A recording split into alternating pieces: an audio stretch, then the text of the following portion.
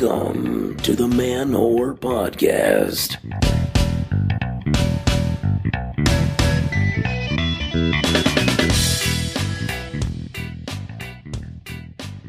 Hey there, gay husbands, bi wives, and straight people whose marriages miraculously survived on Friday morning.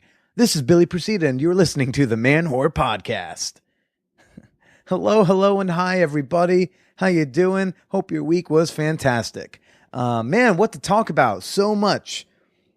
Today, I wanted to talk this week about Hot Girls Wanted because I finally watched it. But in lieu of recent events, if you know what I'm talking about, there's something else I want to share with you guys. I didn't witness a typical marriage growing up. My parents separated and got back together 5 different times before they finalized their divorce. And this took like over the better part of a decade. Okay. And even after they divorced and mom got her check, they would still go through bouts of dating or hooking up, which is weird. Even when they were married, like the concept of divorce, it felt like held over the family's head. It was this menacing word tossed out frivolously in arguments. It was like just to scare me and my sisters. Because like when you're 12, divorce and infidelity are things happen to kids, families down the block, but didn't happen to your family until it happened to you. So marriage never really seemed like something too sacred to me. Getting married seemed like a religious step, an act of obligation, or, which has been my viewpoint for most of my short adulthood, a legal agreement granting tax breaks and hospital visitation. An agreement that nearly any two people, could just enter out of stupidity, deceit, or love. What do you expect? I'm a jaded stand-up comedian. Of course, I think it's any pair of idiots' right to get married. I do. So I'm obviously thrilled at the Supreme Court's decision on Friday, outlawing same-sex marriage bans nationwide. Yeah. Now more idiots can do it. No, but seriously, I was overjoyed when I saw a tweet with the headline, and then I was even more tickled to know it wasn't just clickbait. SCOTUS finally stopped blueballing us about their ruling in the case of Obergefell versus Hodges. And now, same-sex marriage doesn't directly affect me either way. I am a straight, white, cis guy with a college education and a podcast. Most social justice issues don't directly affect me. All right? I can get married to a person I love if someone would finally love me back. I don't have to worry about getting turned down for an apartment because of the way I was born. Cops won't mistake my cell phone for a gun. And even if I was waving a gun, all right, there's a good chance I'll just get arrested alive. All right, I have it pretty good. So why was I overwhelmed with emotion on Friday afternoon? You see, I felt the usual wave of fifis I get in any major decision that promotes equality and common sense. But I, being the geek or dork that I am, I actually read Justice Kennedy's 50-some-odd page majority opinion. I gotta say, this guy must have been a poet in another lifetime. Oh man, it's a lot of legalese, but then there are these like random groupings of beautiful language. Like even in the beginning of the opinion, it reads, "The history of marriage is one of both continuity and change. Changes, such as the decline of arranged marriages and the abandonment of the law of coverture, have worked deep transformations in the structure of marriage, affecting aspects of marriage once viewed as essential. These new insights have strengthened, not weakened, the institution. Changed understandings of marriage are characteristic of a nation where new dimensions of freedom become apparent to new generations."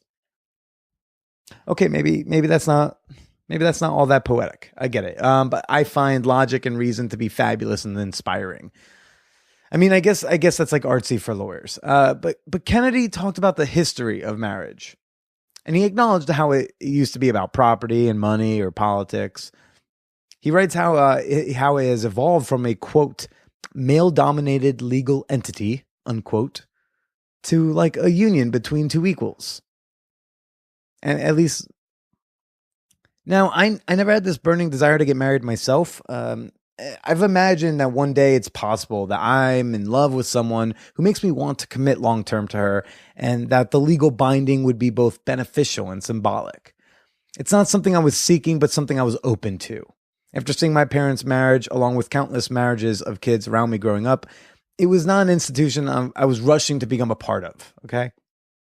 And then Kennedy writes a couple lines that make me take pause. I read this and I get tingles. I get jingles. People, I got fifis, all right? I got them. And it made me view marriage in a bit of a different light. Kennedy, he explained the vast history of marriage and how it has played a role in not just our society, like our American society, but in human civilization as a whole. And even though it's not all been good, all right, at least in the last few hundred years, there's been a bit more love and romance injected into taking a spouse. At one point he writes, marriage responds to the universal fear that a lonely person might call out, only to find no one there. It offers the hope of companionship and understanding and assurance that while both still live, there will be someone to care for the other. I get buzzed reading that. Because listen, if you listen to the show, if you've listened long enough, you know that the man whore here isn't always physically lonely, if you know what I mean. But definitely lonely. I'm definitely lonely, guys. I want that partner in crime. That special someone, a woman who will be my everything, my world, and I hers. Who maybe comes with me to a sex party or fucks in public once in a while or something, like whatever. What I'm trying to say is marriage may or may not be in the cards for me. I don't know yet. But I never really thought about marriage too much after seeing what my parents went through and knowing the statistics. I used to not understand the need for it other than legal benefits. But reading Kennedy's ruling enchanted me with the beauty and safety and dignity of marriage in our society, the importance it has to so many. His words reminded me how important this idea is to many people, how fundamental it is to so many, that I was able to set aside rational thought and experience empathy, this unknown feeling, which, as you'll hear later in this episode, is a word I've only just really learned the definition of. It was like watching a Tom Hanks movie, but like times a million.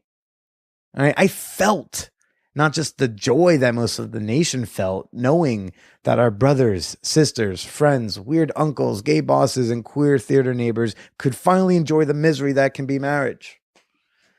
I felt also what it might be like to want marriage. And it just felt so promising, secure, hopeful, amazing. Not wanting marriage, but just the idea of what it might feel like to want that. I know marriage isn't the answer to being alone. And I know that being married doesn't mean you're not alone. I know that, and I know that you can feel forever binded to your partner, even without having a legal document to show for it. I get that. But it being one of the oldest systems of civilized man, it's still an insanely important ideal that countless human beings aspire to. And it must be nice to know that you can finally participate with the other Homo sapiens who've taken part in it over the last few thousand years. And I feel for you. So congratulations if Friday helped you. I'm very happy to see this. And I can only imagine what it feels like to older generations, because y'all have been fighting for this type of shit long before I was born. I have a buddy who wrote a big long epic, who he was in his mid-20s here in New York City in the 80s, back when same-sex marriage wasn't even a thought. Back when they were just trying to not die. So that feeling I can't imagine. I do encourage, if you have a spare few hours, read the majority ruling from the SCOTUS case. It's pretty cool. Also, if you have extra time, you can read the dissent from Chief Roberts. And if you want to have a giggle, you can read Scalia's because, he's a silly guy who likes to stamp his feet. And now for more celebratory things. Let's do that. Yes, it's time for the Patreon impersonal thank you roll call.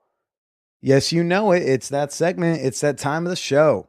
This is the time where I say thank you to all the patrons of the Man Whore Podcast on Patreon. What is Patreon? It's kind of like an ongoing Kickstarter. There's different little reward levels that you get depending on how much you're pledging, how much you're giving to the show. One of those little perks is a inclusion in the thank you roll call at the beginning of every show. So right now I want to say thank you so much to Ian K, Sophia L, Sarah B, Nellie H, Krista Ann, Jazzo, Megan N, Jeff C, Dervla, Jennifer C, Ramon F, Justin C, SB, Lauren A, The Keezy Show, Mary G, Madeline B, Dave K, and Pantsless Lance. Thank you all so much for contributing and supporting the show. And you too can support the Man Whore Podcast and receive a slew of great rewards. You can pledge for as low as 25 cents a month, and you can cancel at any time. To become a patron, just go ahead and visit patreon.com/manwhorepodcast. Or you can go to manwhorepod.com, click the Patreon banner on the side. It really helps me improve the show. It really helps me cover my operating costs. I actually even upgraded. I got myself with the page. Thanks to you, the listeners, I was able to get a desktop boom mic. Because a lot of my guests are people who are not used to being on a microphone. So here I can just, boop, plug the microphone right into it, position it in front of their face, and boom, they can just focus on, being open and chilling and hanging out. So that was really nice. I was able to do because of you, the listeners. And I got to say a holy shit special fucking thank you to Stephanie. You know who you are. I don't really know who you are, but you know who you are. I thank you for the headphones. Unbelievable. I tweeted out like, hey guys, need new podcast headphones, and include a link to my Amazon wish list. Not expecting anything, and then today in the fucking mail, there's a box outside my apartment with 2 new, very nice pairs of headphones for me and my guests. So thank you, Stephanie. I don't know really what to say. I'm kind of blown away right now. So thank you so much. If you can't afford to contribute to the Man Whore Podcast financially or support it, I understand times are tough. Here's a free way to help support the podcast. Share it with a friend. Yes, make sure you are subscribed to the Man Whore Podcast on iTunes, Stitcher, wherever you like to listen to the show. And then go ahead, steal your friend's phone and subscribe them as well.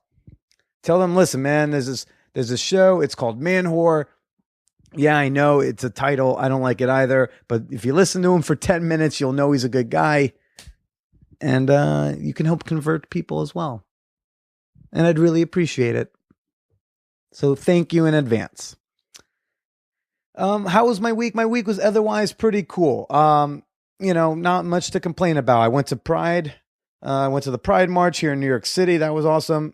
Shout out to Dakota and his band, Little Yellow Dog. Yeah, I got a message be like, hey man, we're going to be in town with my band. Want to hang out? I was like, yeah, sure. Come to a gay bar with me during Pride. So thank you, Dakota, for hanging out. That was a very nice time. It was a fun way for me to spend my afternoon. What better way than hanging out with fan whores? You know what I mean? And my week was also amazing because it included talking to Kate McCombs. Who's that, everybody? She is a sex educator. She's got my dream job. And she let me come on over to her swanky place and pick her brain a little. Amazing woman, such a sweetheart. Holy shit. And super smart and just awesome. And I'm just, I'm all about her right now. So I'm going to shut my whore mouth and let you just get into the episode because she's really awesome. So here's me with Kate McCombs, a master of sex. I think I'm remembering this from when I did the podcast with Sandra. She told me to get intimate with it. Get intimate with the microphone. Yeah. It's a good, yeah. That's definitely a good way to go about it. But awesome. Well, thank you for coming on the show. It's my pleasure. Yeah. We're here with Kate McCombs. Am I saying that right? You are. Okay, you are. cool. And you are a sex educator. I am. You have like my dream day job. It's my dream day job too. Yeah. Like if I had to imagine the thing to support comedy with, that's like my dream gig. Well, I mean, it seems like a natural pairing. Being able to be entertaining as well as educational, I think, is a fabulous combination of skills. Have you experienced that when you do your workshops? Like when you started, did you realize like I got to put a performance element in, or? I think I was always doing that. I mean, I part of the reason why I do this work is that it was something that came really naturally to me. My mom was a professional public speaker and trained people how to do it. Okay. So it was always this thing that I grew up with, having a sense of how to do. I mean, I've obviously refined it, but I always kind of recognized it as a bit of performance, not just straight up education. Mm-hmm. So yeah, how there's like so many why and how and when did you become this? And yeah, sure, totally. Like this is like, I don't know, is there internships for being a sex educator? Like how does that happen? There are. I mean, it's definitely a kind of a difficult path to navigate because there's not an occupational outlook or something for how to be a sex educator. I've Googled many times how to become a sex educator. Never is there an answer. Yeah, I have an article on my blog about my tips for becoming a sex educator because it's something that I'm passionate about, is helping other people kind of navigate it, because it can be so confusing and opaque, and but it's something people are obviously passionate about, and I was passionate about. But the way it started, I mean, I sort of describe myself as always having been a sex educator. I just didn't know what it was called and didn't know I could get paid to do it. Okay. So, I mean, I remember being 10 years old and teaching my friends about their periods. Really? Yeah. Really? Had you even had your period at 10 yet? But you were like, listen, ladies, something's going to happen and we got to be ready. Well, it was more often in response to their panic. And so my mom was this amazing sex educator for me, and she gave me awesome instruction, and like I was really clear on all of these facts about biology and reproduction and how it all worked. And I didn't realize until I started hearing from other people that this was not something that everybody's mom was doing. How old are we when she's giving you talks? I mean, it was an ongoing conversation. And this was exclusively mom? Was dad like, I'm not? Dad was not as much involved. Okay. Yeah, this was pretty exclusively mom. So, I mean, I think when I was 4, I was asking where babies came from, and she explained that a baby grows in the womb. Like, I understood that it wasn't in not the stomach. Tummy, yeah. Yeah. So she's, age appropriate vocabulary building. And I think she explained the whole sperm and egg thing to me when I was about 6 or 7. Where are we growing up when if I can California. Ask? Okay, very. Yeah, totally. Progressive. A little more progressive. Yeah. Okay. Yeah. So anyway, I was sort of empowered with this knowledge from my mom that other people didn't have. And when they would have questions about, what the hell's going on with my body, I'd be able to explain it to them and basically bust myths and things like that, like ideas that they had about what was happening that was obviously not what was happening. And then as I got older and got better information, the questions became more about things like safer sex or masturbation and orgasm and things like that. Like in high school, I was answering those sorts of questions. You were answering them? Yeah. Because mom already answered them. Yeah. Well, by the time I was in high school, I didn't really want to talk to my mom about this stuff. Okay. Fair enough. Wow. Okay. And so then college, Yeah, so college was when it really started to get legit. So I went to Berkeley, and they had a university peer education program for students to get trained as peer educators to go deliver workshops on campus to other students about sexual health. So I discovered that program and kind of became obsessed. Like I remember seeing that program on the website and just my eyes getting huge. It's like, that's me. That is so what I want. Right. Wearing the condom costume on the plaza in front of everyone. The condom costume? There was a condom costume. And a KY jelly costume, too. It's not a great lube, but the condom was great. Okay. Or the costume was great. Yeah. So anyway, through that program, I met mentors that they had guest speakers come in to talk to the group of us. And through that, connecting with them, they were able to teach me about sort of the more professional aspects of being a sex educator. And one mentor in particular, Ivy Chen, really connected with me, and she really took me under her wing and let me shadow her and really taught me a lot about the business aspects of it. Okay. And so like right out of college, you're, that's what you're doing. Even before I graduated, I was getting some gigs. Okay. Yeah. So what's a gig? What is just like colleges and Because you do workshops both for like students. So I'm assuming it's just college. You're not doing high schools, are you? Or I was some in the high schools? beginning. Okay. Yeah, when I was in college, I did some gigs at high schools, and Okay. I've done that. It tends to be slightly more enlightened high schools. Well, yeah. Yeah. And I've even taught younger, like I've done puberty education for fifth graders before. But Oh. that's not something I do anymore. I mostly focus on adults now. Right. And well, I was going to say, is there a difference between, do you see a difference between the way people come in, adults versus like college students, high school students?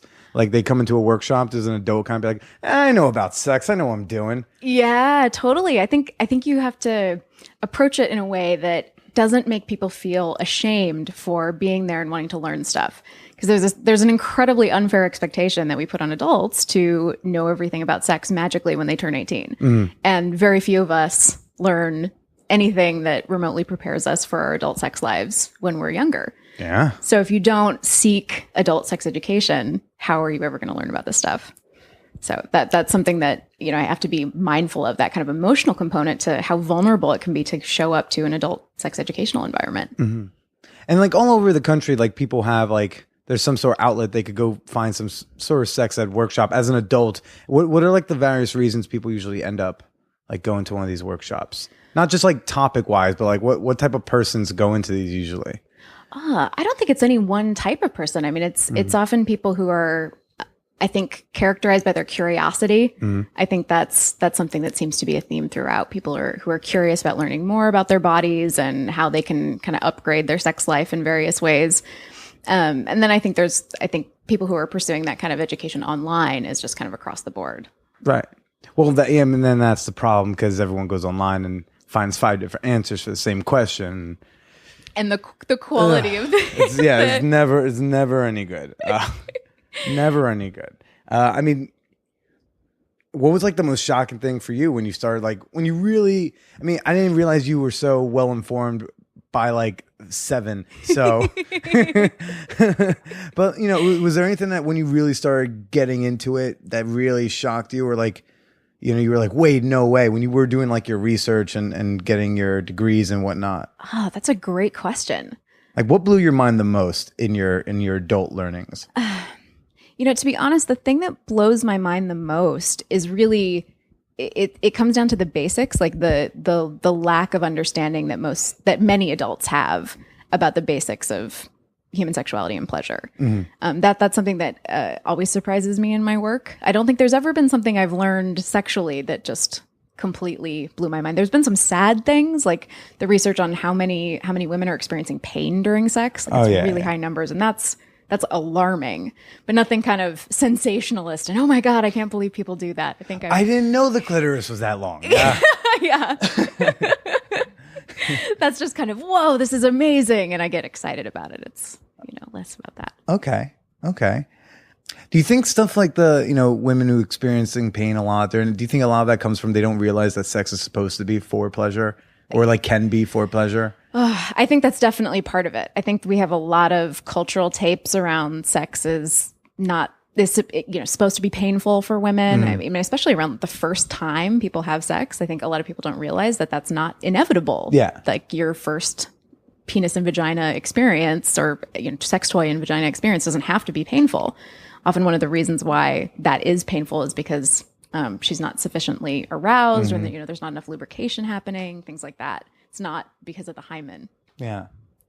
I mean, because one of my soapboxes I carry around quite often is the lack of comprehensive sex ed in this country. I went to a boarding school where I had 0 sex ed. I didn't have abstinence only. It just never happened. Like for 4 years, we didn't even do the biology stuff. You know what I mean? And wow. Yeah. So I went to college very unprepared. Right. And so as soon as I got to college, I mean, I didn't even know how to put a condom on. Like when I lost my virginity, like right after high school, the girl gets the condom, she hands it to me. I'm like, you're going to have to do that because I don't know how to do it. Well, that's awesome that you could advocate for your own needs that way. Oh yeah, but that was so embarrassing. Plus it was like, like with some girl who I was already weird about having sex with in the first place. And I'm like, well, you're going to have to do this. And it was like, ugh. I was like, why didn't I get taught that? So I wrote like angry emails to my headmistress my freshman year of college. Being like, you need to get fucking sex ed in that place. I didn't even know there were this many STDs out there. I thought there was like 3, and there's like a whole page like you guys didn't prepare me. Yeah, absolutely. I mean, this is something I hear all the time in nearly every workshop I teach is, you know, somebody wishes they'd learned something earlier. Sure. I just started a series on my blog about things people wish they'd learned. And I've invited some of the sex educators and other awesome folks that I know to contribute to the series and describe something that they really wish that they'd learned sooner that would have made a difference in their sexual health and relationship well-being. And it's something that I'm hoping to continue because I think that's such an important thing to acknowledge that, you know, we learn these things by trial and error often and learn them later in life when it would have been really awesome to learn them about 10 years earlier. Sure. Especially when the errors are like, you know, like lifelong consequence errors, you know? Absolutely. Absolutely. Yeah. I think having that as your soapbox is a good thing to get on board with. Well, the thing I would love to see, and it's like, because I want to know what's it going to take. I mean, I know first we have to have like sex ed just nationwide, but I would love to see sex ed for pleasure taught like in like later high school years. Yeah, absolutely. I think it's difficult to teach people the difference between what a yes looks like and what a no looks like if you're not teaching about what that yes really looks like, which is entirely about pleasure, right? Sure, yeah. And that's completely missing. This was actually this idea of pleasure inclusive STI prevention. That's what I did my master's thesis on. It's something I'm super passionate about. Yeah. So wait, so you did a master's to get you were a sex educator and then you went and got your master's. So what does one get their master's in to like be a sex educator? Is there just like I'm a master of sex. There's a lot of different directions people go I'm a sex master. I'm a sex master. Have you ever said that? Have you ever just been like, I'm a sex master? No big deal. I haven't said that, but maybe I should start saying that. Put on the resume. Yeah, that'd be good for my business cards, right? Yeah. So Kate McCombs, sex master. I suppose I think I would more like the approach of teaching other people how to be their own sex masters. So I chose to get a master's in public health because I really like the public health approach to sexual health in general. It's this comprehensive sex ed, for example, is very much a public health based approach. This idea of an upstream approach to preventing consequences later on. So that appealed to me. And also just kind of simply the people who were doing the kind of work I wanted to do had masters of public health. And so that seemed like a rational reason to choose that course. Okay. So you have this thing called sex geekdom, which I found quite fun and fascinating. And I went and joined right away myself. And yeah, I saw you posting on the board there. Yeah, I was like, hey, somebody be my friend. So what is sex geekdom? Yeah, so I started Sex Geekdom when I was doing my master's degree. So I did it in Melbourne, Australia at the University of Melbourne there.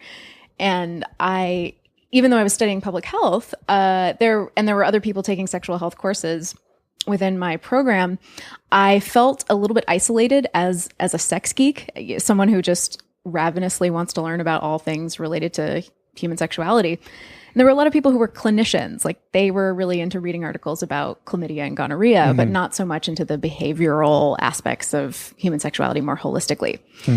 So I really wanted to hang out with other folks who wanted to have the same kind of conversations that I had and who didn't think I was a weirdo or was hitting on them because I wanted to have those conversations. Right. So I invited all of the sex geeks that I knew in Melbourne to come hang out with me. And I was like, I think I want to call this thing Sex Geekdom and see if people were into it. And they came and people really liked it. And I made a website and it just was something that really took off. People found it helpful and nurturing to have that kind of community and to feel seen for their sex geekiness without it being something that was problematized or being labeled a pervert. Right. And so after a few months of running it in Melbourne, it was something that people in other cities had heard about because I shared about it on social media. And then we started an LA hub, and I was visiting LA because I have family there, and I helped them get them started on having a hub there. And now it's grown to dozens of cities now in a bunch of different countries and all having sex geeky meetups on a regular basis. Yeah. So do you have to be like a sex educator to be a sex geek, or like do you have a lay person just shows up? It's like, I just like talking about this stuff and my friends think I'm weird. Yeah. Because I feel like that would have been me pre-podcast being like, yeah, no, just people keep thinking I'm a weirdo by talking about this. Yeah, no, totally. You can be a layperson and be into it. We have sex geekdom essential values that people have to adhere to.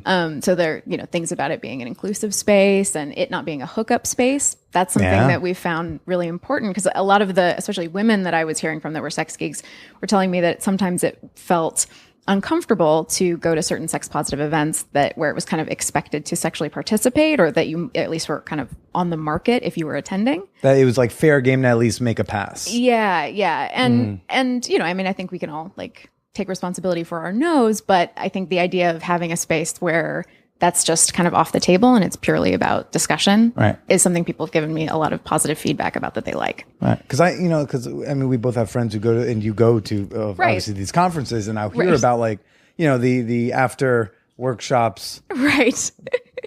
parties. And I'm like, those sound fun, but it seems like a lot of them participate in that type of thing. And right, which is totally great. And and I'm like, I don't participate in those things, but I've been invited to them. And you've been you've been invited to the Catalyst Con orgy, and you're like, oh no, thank you. Or sometimes I go and like to the intro part of it, like before everybody takes their clothes off. Because sometimes there's like a orgy foreplay where they're just sitting around and having good conversation, and then somebody gets naked. I'm like, okay, I'm out. I'll see you guys later. Have a great time.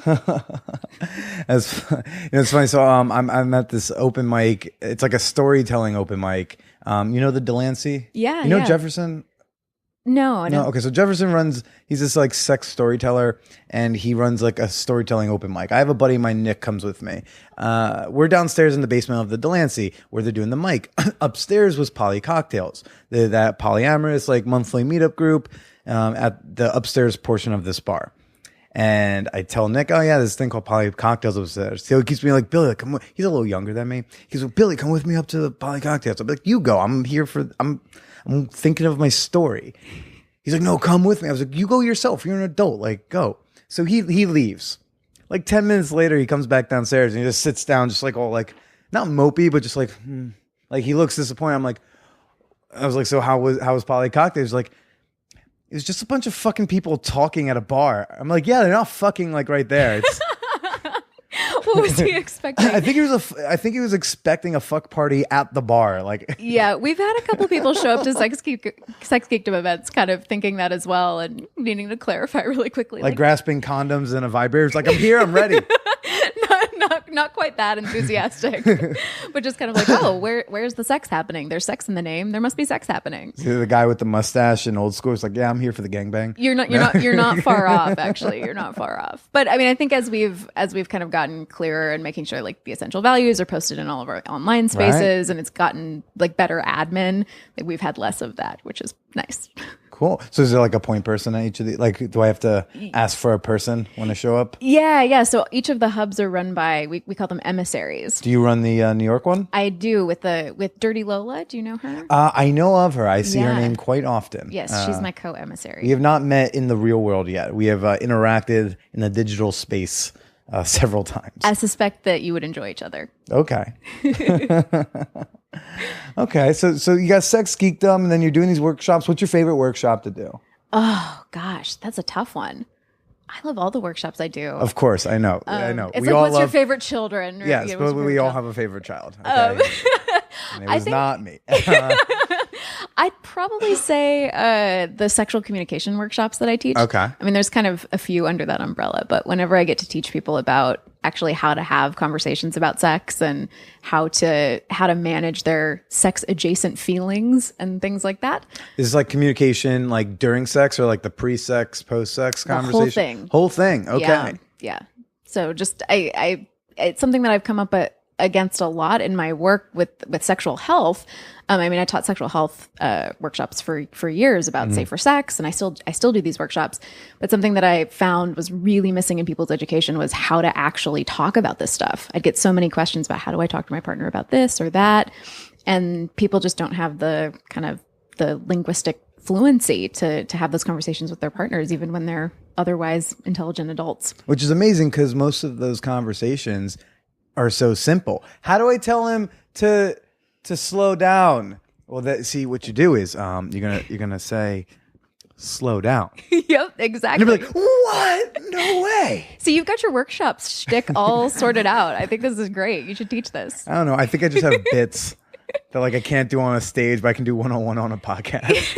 Well, you just need to like coordinate all your bits and, and line them up, and then you get a workshop. One day. I don't know.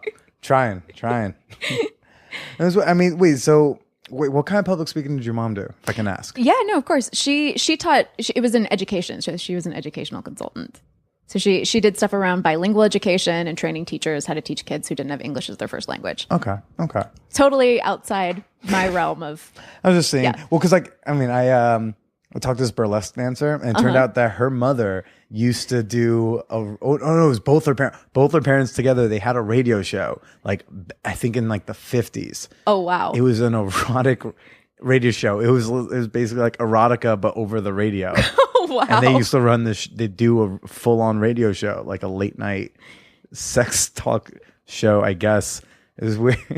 Wow! I was like, no way. I was like, how fitting for a burlesque dance. I can't imagine my mom doing it. She was very clear about me wanting a better experience, a more sex positive, sex educational experience than she had. But I think the idea of doing that would totally make her blush. Like I send her articles to edit sometimes. Like she's an awesome editor, and she'll do that for me. She's retired. She's got some time on her hands. Yeah. And it's so funny because she'll kind of, with some of my articles, she'll kind of blush a little bit about the content, even though she's like, well, when you say rimming, do you mean like the noun or the verb? Exactly. Exactly. Okay. So what's like what do you think is probably the most important? I mean, not to like give your whole workshop for free, but what do you think is like the most important thing for sexual communication? That if you had to give a person one pointer? That's such a good question. Because I get emails like asking like very similar like communications oriented questions. I would say that, whether you're single or in a relationship, making sure that you make space for meaningful conversations about sex in your life in general, like with your friends, with your partner, so that you get comfortable with that language, so that when you get naked or you're having an emotionally vulnerable conversation in some way, at the very least, that vocabulary comes more naturally to you. And it's not just, whoa, out of nowhere, you're being expected to talk about sex. Right. Because I think that's unusual for most people. They might talk about sex in kind of a sensational way or a funny way, or about some celebrity who's doing someone, that sort of stuff. But actually having meaningful conversations about sex, like what you think about certain things and how they make you feel. Talk about it as a concept rather than as like specific experiences. Yeah. And just making sure you build that vocabulary and have sort of curiosity about sex in general. Okay. Yeah, I think that's one tip I would give. Oh, I'm sure you have many tips. Yeah. When did you always feel like your own sexual literacy like was overlapping with what you were learning, or did you ever feel like you were catching up to what you were learning? Again, you were always like really ahead of the horse. I mean, 7. But sex master at 7. She's very wise beyond her years. Hardly. It was like I knew about maxi pads at 7. Okay. Like that was about the extent of it. Right. So did you see Sex Ed on Netflix yet? No, I haven't. I actually really like it. I think it's really good. It's smart. It's a comedy, and Haley Joel Osment plays we're going to just say a very sexually inexperienced person who gets thrown into doing a sex ed class in like Tampa, but he was teaching things he hadn't even experienced yet, so he felt almost not qualified. In your earlier years as a sex educator, did you ever feel like, oh, I'm talking about these things, but I haven't even had that conversation? Oh, I see what with you a mean. Person, you know what I mean? Yeah, I don't think I ever felt that way because I was always teaching where I was at. I'm teaching different things now than I did at the beginning of my career, and I think I didn't ever feel like I needed to teach things that were super beyond where I was at. I mean, with the exception of when I was little and explaining period stuff before I had my own period. Yeah. But in general, it's something that has felt pretty congruent to my own journey. Mm-hmm. Yeah. Okay. How is being a sex educator for, we'll say, I don't know, 3 million years? Well, how has that like affected your own like personal sex and dating life? It hasn't really affected it in a significant way, just because I got married right at the beginning of my career. Mm-hmm. So it's not been something where I've had to date as a sex person, like where many of my colleagues talk about this is, when do they disclose that they work in sex? Like one friend of mine was talking about a Tinder date that she had and how she has like a rule that she doesn't bring up the fact that she runs a sex website until at least the second date. Really? On my Tinder profile, at this point I wrote in I have a sex podcast. I'm not bragging. It's just a disclaimer. I think that's a fair warning, right? Yeah. Well, it sounds like the way you're approaching it in your relationships and having that be so upfront in your Tinder profile is being kind of a beacon of permission. Like, this is a phrase that I use a lot, and we talk about this a lot in Sex Geekdom, to that you are a safe person to have those conversations with. Right. And I think that's really important, and that's a lot of how people get their sex information is through friends. Yeah. And for better or worse, like sometimes that's not always the best approach.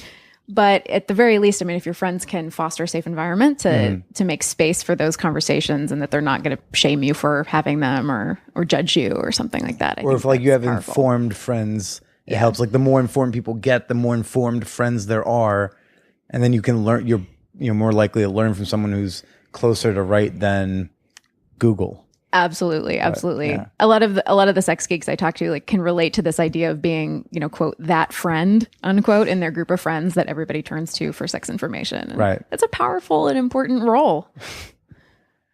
With great power, exactly, comes great responsibility for having sexual literacy in your internet searches. Sure. I don't know. But I think I also have to disclose, because between comedy and this, you Google me, this is first page, right? Which I'm sure confuses my dad's friends a lot. Oh man, if you Google me and find an old guy in a suit, that's my dad. I'm the junior. So I remember I got a call. So I interviewed Sarah J, the porn star, right? And we talked in Vegas. I did a shoot that she was in. I was in it. I did, things happened, right? But it only as a trade. It was like, okay, I'll do your porno, you do my podcast. It was kind of right? Listen, I don't fly to Vegas just to do pornos unless I'm getting an episode out of it. But I go, and so then a couple weeks later, her episode's out, and I get a phone call from my dad after work. He's like, Billy, were you in a porno?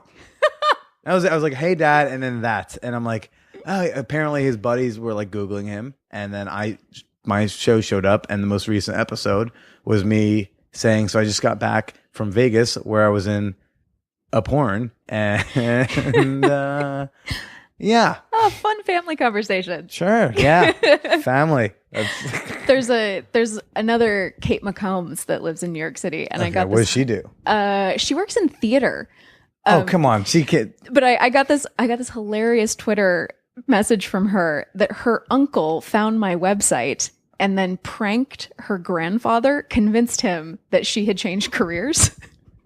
Wait, was the grandfather disappointed or not? Oh, he was terrified. He was really? Oh my God, what is she doing? Or they're like, oh man, we thought it was bad she wanted to be an actor, and now it's even worse. So you vaguely look alike, white with brunette hair. Right. It was enough to convince an old man that we were doing. Anyway, it was really funny, and she had a really good sense of humor about it.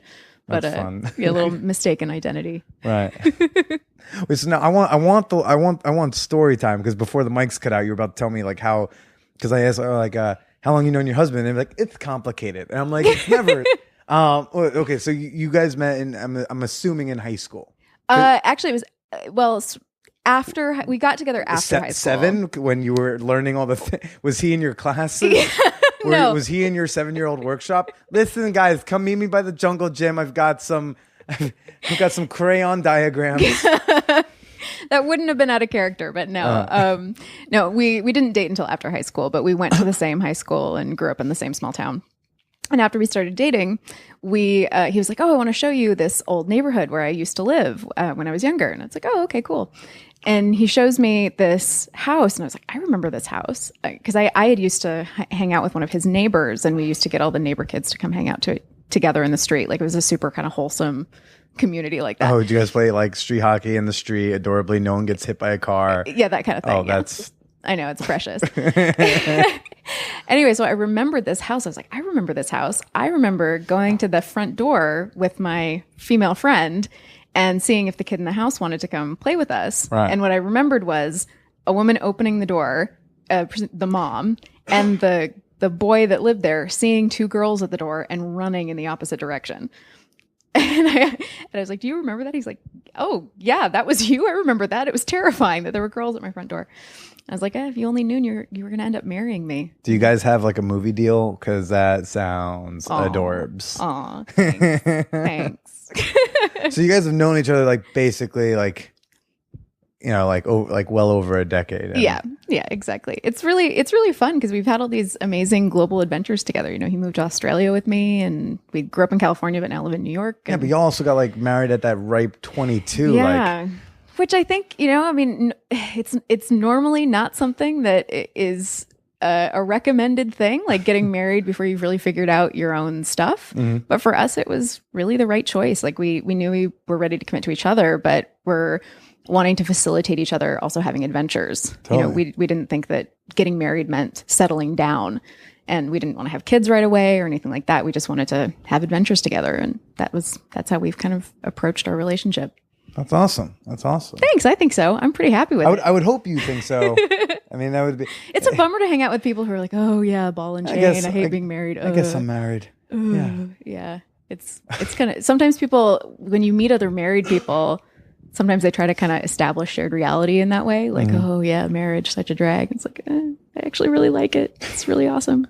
All right. Well, I'm starting to get to that point where like kids I went to high school and college with are like starting to get married. And it's like, whoa, like, yeah, I just got off my parents' health insurance. Like, what are we doing here? I can only now rent a car by myself. What can... Oh, that was one of my favorite age milestones, like being able to rent a car. That just felt like such independence. Yeah, until I realized how much it costs to rent a car in New York City. Yeah, that's pretty intense. So I'm trying to like do road gigs in the Midwest, and I'm like, well, how much? I'm like if I want to get paid $100 to go to fucking Ohio, it's going to cost me like $80 just to drive. I was like, what? But no fun. But at least you can. You have the autonomy to do that now. Yeah, it's like that last like fun milestone. Like and then the next milestone for me is like the age where I get my prostate checked. It's really not much in between. Not so much in between. From here to like 34, 35, it's nothing fun. Yeah. No, not so much. I mean, I really enjoyed turning 30 though. I felt like a big... You are 30, right? I'm 30. Okay, I turned 30 last year. Okay. And it felt like a big shift into just having permission to not care quite as much about what other people think in terms of my being cool or not. Mm-hmm. Like I've never felt particularly cool. I feel like nerdy. Sex nerd. You know what? But the nerdy ones will always seem to be the one who are the most sexual. Is why I seem. True. In my like, going to like parties or like just meeting people in alternative lifestyles, it's the geeks and the nerds who seem to be the kinkiest, craziest, and wildest. Yep. Like they have way more interesting sex lives than the high school football quarterback. You know, it's like. Yep, I think that's... Did you see the movie Mean Girls? I've seen like pieces. I know I'm a bad person. I haven't watched it, but you'd enjoy it. It's pretty funny. There's a scene in it where they're describing the different cliques, and one of them is the sexually active band geeks, which I just thought was so funny. It's like, they're not the popular kids, but they're going on all those band trips together and getting curious. I mean, like I saw American Pie. Right. It's, yeah, that's the wildest. Which clique were you in high school? I don't know if I really was in one particular clique. I had friends in lots of different groups, but like I kind of hung out with the theater kids, even though I wasn't really in theater. And you like went to all the shows? Yeah. Like if there's one person in the audience, it was you, and you were clapping really emphatically. Right, exactly. But I took like honors classes and stuff, so I was kind of nerdy and yeah. All right. Okay. So you did your master's program in Australia. Was there I've never been to Australia. I've only made out with a couple Australians, so I don't really have frame of reference. Is there different like sensibilities in the way they have like towards sexuality there, or their sex ed in Australia versus the United States? Yeah, I would definitely say it's different. The differences are more subtle than say like the U.S. and Amsterdam, or the Netherlands. Like it's not quite as night and day as that. But one of the things that's quite different in Australia there's less religiosity there. Uh-huh. So I think there's the kind of conservative shame, religiously motivated baggage is less there. Mm-hmm. But their sex ed is better there, but it's not dramatically better. Mm. So it's the differences are more subtle. Like one of the things that Australia does way better in terms of sexual health is just their health care. like young people can get access to the universal healthcare system there at a pretty young age and can go and get their own STI testing without their parents knowing, and can get birth control without their parents knowing. Things like that are considerably more sophisticated there. So they're a little more pragmatic and reasonable. Definitely. Okay. Well, and it's also just economically pragmatic. Like when the government pays for healthcare, Don't try to explain that to red people here. It doesn't seem to work. Can't get through them with logic and reason. It was an interesting experience. Like I, got healthcare in that country, and like there were no like death panels or whatever, and like I could always get into my doctor, and he was great. I had this amazing sex positive doctor there that all of the sex geeks in Melbourne went to. He was like the ones who were, married and had kids, or the ones that were kinky and queer, all went to the same guy because he was just super sex positive and awesome. I get kind of like that too right now. So I'm at the place where I'm trying to I need to sometimes go to a doctor, and I'm thinking like, I should try to, and same thing, like if I want to see a shrink, I'm thinking like, you almost want to find someone who's at least sex positive or whatever, because it's, you don't want someone who's just going to hear like, oh, you believe in an alternative relationship strategy? Well, maybe that's why you're single. Maybe you need to rethink that. Let's see where that's from. Right. Absolutely. I mean, did you ever find that hard to find that type of doctor or person or whatever? Well, I mean, I or have, do your friends? Because I mean, like again, I don't know what you're into and whatnot. I'm not going to ask, but it's like, it doesn't seem like it's as much that will concern the doc versus the person who's like, yeah, well, I'm poly and I have 2 girlfriends and a boyfriend, and I'm fluid bonded with these people and not with those, and we're very responsible. And you want someone who is not going to just hear red alarms. Exactly. You want to not have to give your doctor an education, right? You just want to be able to get the healthcare you need. Totally. Yeah. I mean, the way I found my doctor was through Facebook. What? I mean, it was the sex geek Zuckerberg community. is right? really expanding. It was just like, hey, folks, I want an awesome doctor who's empathetic and cool and pleasant and and relatively sex positive. And anyway, and they like a bunch of different people recommended the same guy, and so I went to this guy, and it was great. Okay. Yeah. That sounds like with comedians. There's this couple that they're both I don't know if they're psychiatrists. Like I think they're both psychologists. And it's like a bunch of comedians in New York City go to one of the two of the couple for therapy because they work on sliding scale and they like understand comics. Right. They have so many clients. So like you don't have to teach them about the lifestyle. You don't have to tell them, no, this is not me, whatever this is. They get it. And so you can use shorthand with them. And so if you ask like a lot of comedians in New York, like, hey, anyone knows a cheap therapist, they'll probably recommend this couple. That's fascinating. But it makes total sense when you have that background that you don't have to explain. And you can walk and be like, listen, I'm fucked up, okay? Just like all your other comic clients. Now let's get into it. Here, I'll send you my 5-minute reel, and then we can go from there. Is it like dream analysis? It's like shtick analysis? Yeah, it's like, well, you know what I took from your bit about your mother was... That's fascinating. The insight you could get into somebody's psyche, from their comic book. I mean, unless they do observational comedy, it's not personal stuff. So, it's all like Weight Watchers and gambling and orgy jokes and my parents. Yeah, right? That's my life pretty much, if we had put it into a small box. That's awesome that using the social networks to share the good resources around. I mean, I see a lot of that happening in sex geekdom, because I see all of the Facebook groups for all the hubs internationally, right. And occasionally people use it to share resources like that. Mm-hmm. And I think that's awesome. Like when you can have that understanding and shared reality with your providers. Absolutely. So you have done still kind of do these workshops on safer sex practices and STIs and whatnot.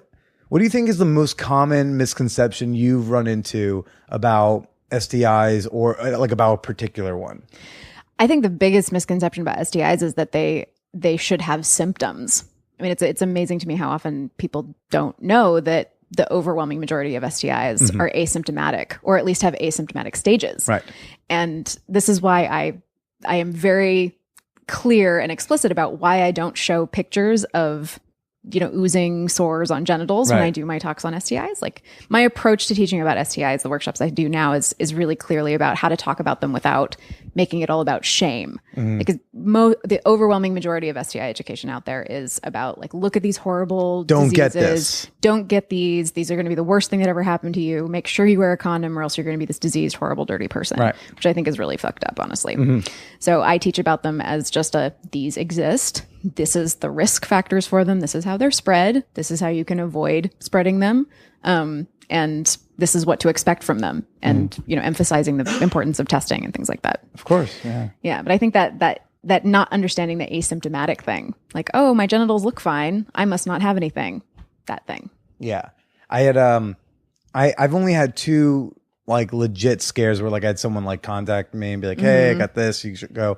And more recently, I was a few months ago, I had like a gonorrhea scare. This girl, she who I met with on Reddit once, and all we did was like we went down on each other, and then she tells me, hey, I tested positive for chlamydia, for gonorrhea genitally, and I had previously gotten tested, so it's only like you were this other guy who I had sex with, and you should go. I was like, okay. And I go and I get the panel and it's fine. But then I realized that she's like, no, you should. I didn't realize I was supposed to get tested for oral gonorrhea because all I did was go down on her. So it wouldn't be downstairs most likely for me. If anywhere, I would have gotten it or given it orally. So I didn't, and doctor, they don't naturally do that. I had to go back. I had to go back and request it, and they didn't charge me the second time because if he had even asked for my history of why I was there, he would have known. I had one of those doctors. He came in. He was in the room for about 45 seconds. So he said, "Well, I met the patient. I shook his hand and everything. I had patient contact." Tick, but ticked. Didn't really ask anything. And had I explained what the situation was, like, oh, I should probably also swab you. And I had never been swabbed for chlamydia or gonorrhea orally. Never had that done before because I didn't even know there was a thing you had to do. Yeah. And then I luckily we swung and we missed. It was happy days. But yeah, I had no idea. And I thought I was like, and listen, I know I have a shit ton left to learn, but I always thought, at least on that front, I knew a decent chunk, and that still things and shit to learn on the STI front. Yeah, I mean that's an incredible teachable moment to share, because that would be another thing that I would say is a really common misconception, is that people think that it will only show up in one place, right? And gonorrhea likes to hang out in the throat. Mm-hmm. Like, that's a thing. And people don't even really do their research, like, until they think, like, no one learns about herpes until they think they have herpes. Even if they don't, they only start doing all the research once they're like, wait, I think this is a thing or whatever. Once it's panic time. Once it's panic time, then they check out Wikipedia. Right. I mean, that's exactly what I'm trying to avoid. Like, when I teach people, it's like, know about this stuff, because like part of being a sexually literate grown-up is about knowing about this stuff and not being terrified of it, just being aware. Yeah. And then you go forward with your assumed risks.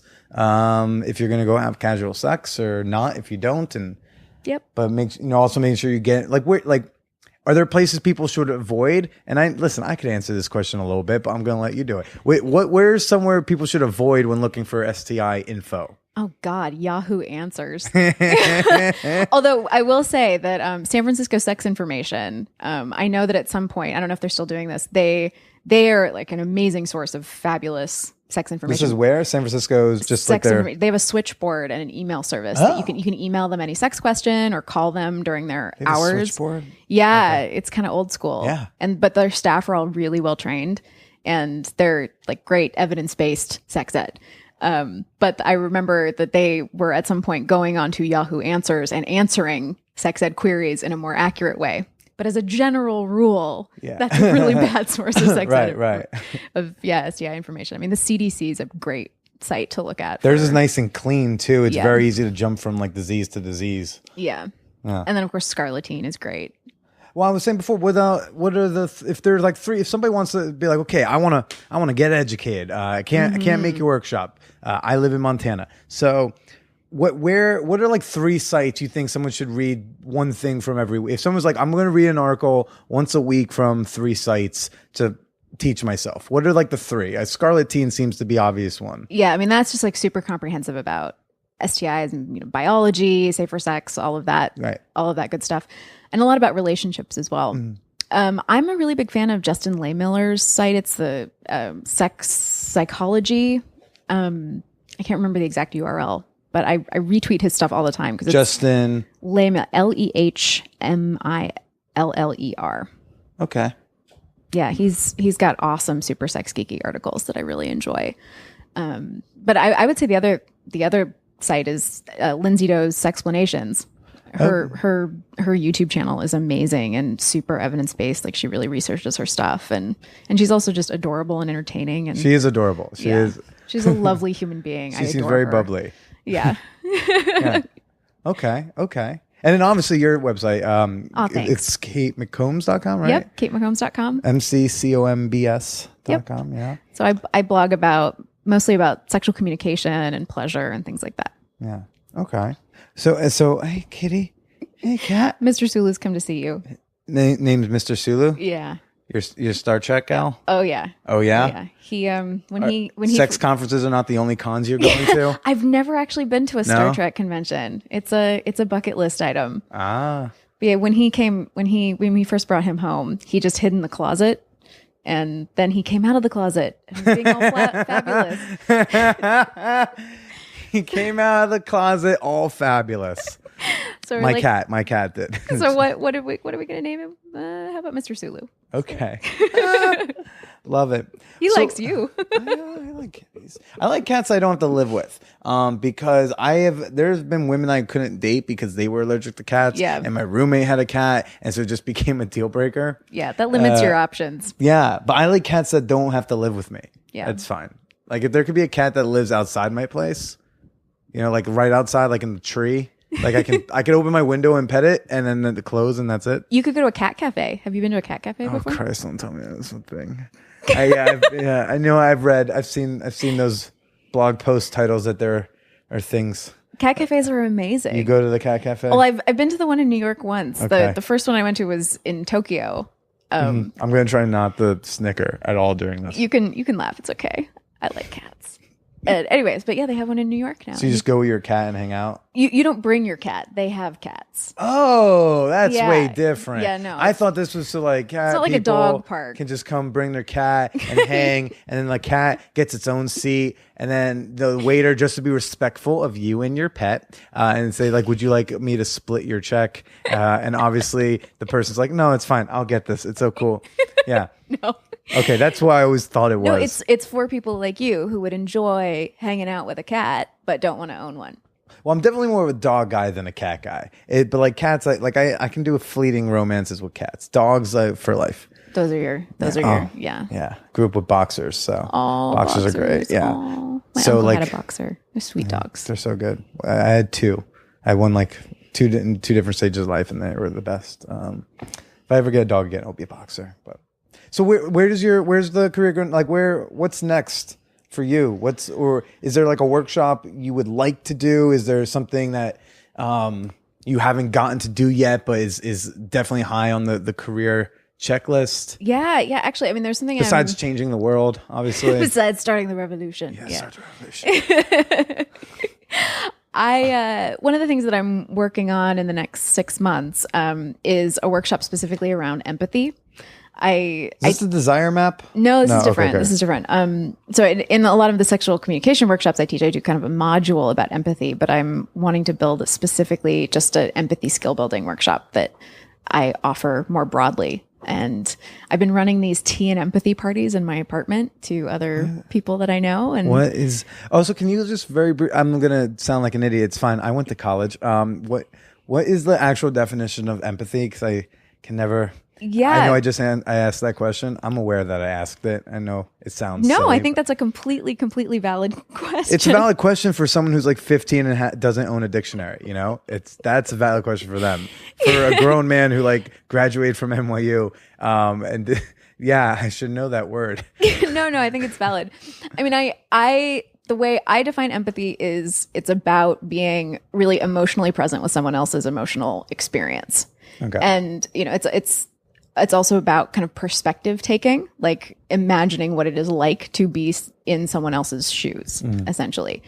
But I think that one of the misconceptions about empathy is that in order you need to have experienced something that someone's gone through in order to feel empathy for them, which I don't think is true. Yeah. I think really like the core of empathy as a verb, like doing empathy, is about just being present and curious about what's going on with someone rather than like offering advice or strategy or trying to fix them in some way.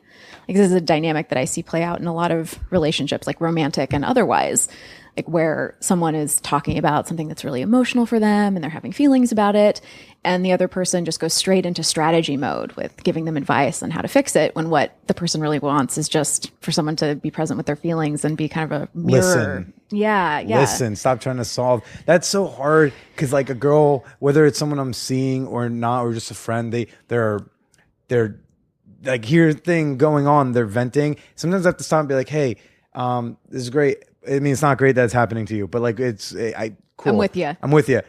Is this like, are you venting because you just need to vent? Or are you venting because you want like my advice or opinion? Yep. Because I don't want to be, I think it's Magic question. It's a very natural thing you want to like start answering. Sometimes they were never even asking for answers. They were just trying to say it to people. Yep, absolutely. Like I have a blog post called "My Favorite Question My Husband Asks Me." Very, very much like that. How is that not a book? That's a book. Come on. Thanks. The chick who like made a sandwich for her husband every day gets a book? That's not. Come on. Come on now. But the way that he phrases the question is like, do you want empathy or do you want strategy? Okay. But it's like the same thing that you just described, like that idea of you want. He just has smarter words for it. That's fine. we talk about words a lot. He's wordy too. Mm-hmm. But just knowing that difference can just totally metamorphosize people's relationships, because I think even if they eventually want strategy, because I'm sure your advice is very good, and my husband's advice is very good, but he's paid all day long to like strategize and do all sorts of stuff like this at work. But I never want strategy until after I've been empathized with, if it's something that has an emotional component. And I think a lot of people are that way. They need to feel seen and heard first, and then they can move on to how to fix it or what actions to take. I see. And so these tea and empathy parties. Okay, and so what goes down? Do you guys have tea and cry?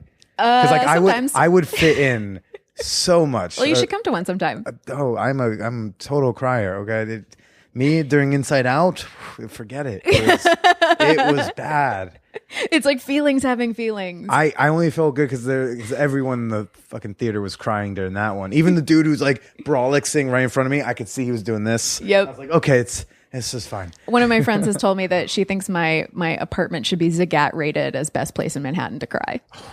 So wait, but best compliment but seriously, ever. what are people like? What's going on actually? Yeah, so the first bit of it, we just like have tea. Like when people come, like they get their own mug, and I make a bunch of different tea. I love tea, so I like sharing that with people. And I can't drink because I have chronic migraines, and alcohol triggers my migraines. So I was like, I'm gonna have a tea party with stuff I can drink. Okay. So people drink tea, and it's just kind of a casual. Can I have a little bit of Jameson? No, I know it's sad, right? Okay. It's sad. Yeah. But so the first bit's just sort of casual, but then we move into the more workshop component where I usually facilitate an icebreaker where people can introduce themselves. And then we break out into small groups and do this empathy skill building game that I've found really helpful and satisfying for people. It's not like a silly game. It's like people actually talk about real stuff that's going on for them and get empathic reflection back from the group. That sounds fascinating. It's really fascinating. I mean, it's really simple, but people leave the workshop just feeling really seen and heard because it's so rare for us to actually have our feelings reflected back to us and have a group of people be super present with something that's going on for us. It sounds like my high school. I went to like an alternative education boarding school where like we had a lot of seminars, a lot of talk about your feelings and whatnot. A lot of I can relate with this. Do not give advice, but just share your experiences where you felt the same way. We had seminar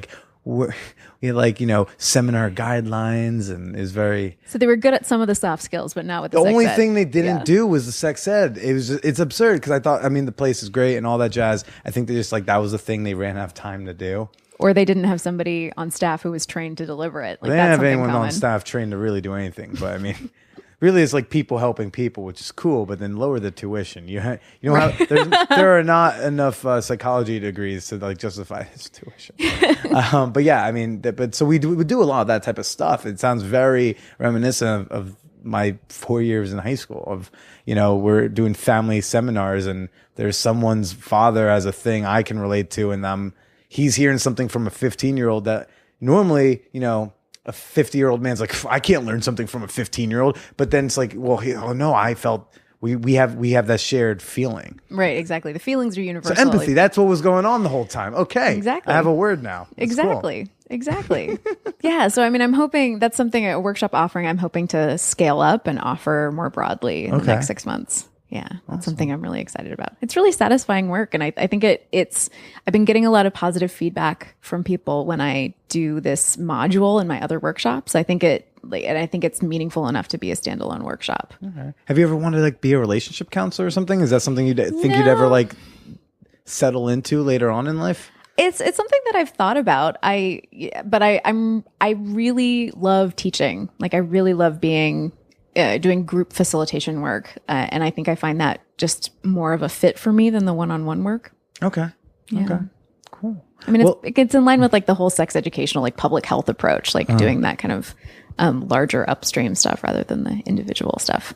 All right. Cool. Well, so people want to find you. People want to connect. People want to go to a workshop. Where do they go? Where do they find Kate McCombs? Well, my website is kind of my base of operations. It's katemccombs.com. Mm-hmm. And on Instagram, I'm at Kate Answers. And on Twitter, I'm KateCom, KateCom. Okay. And there at the website or whatever, they can find the blog, they can find your workshops, they can find what cities you might be in, or they could book you for a workshop. Yep, absolutely. Right? Yep. Okay, awesome. Well, Kate, thank you so much for doing the show. I apologize for the clunkiness. No, it's absolutely my pleasure. It's been delightful talking to you. Yeah, you have been quite the delight. Yeah, I think that's a good place to end it then. Thank you so much. Thanks for having me on. Say goodbye to everyone. Bye, everyone.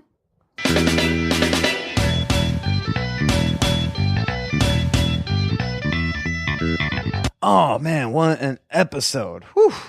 So good. Kate McCombs, do check her out over at katemccombs.com. That's McCombs.com.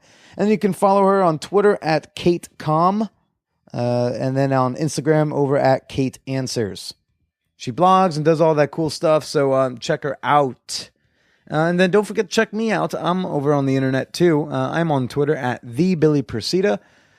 Say hello. Use the hashtag ManWhorePodcast. Let me know what you think about the show. If you want to say something more privately, you can email me over at manwhorepod@gmail.com. And if you can contribute at all, please visit patreon.com/manwhorepodcast. Become a patron of the show. You help me improve the podcast for you. You get some rewards for yourself. Really, it's for you through me if you can do it. Otherwise, don't forget to visit manwhorepod.com. Get on that mailing list. I've got some really fun, awesome news coming up, and you'll be the first to know if you're on it. So until next week, everybody, I hope you have a good one. Love the one you're with. Wrap it up, and don't forget, stay slutty.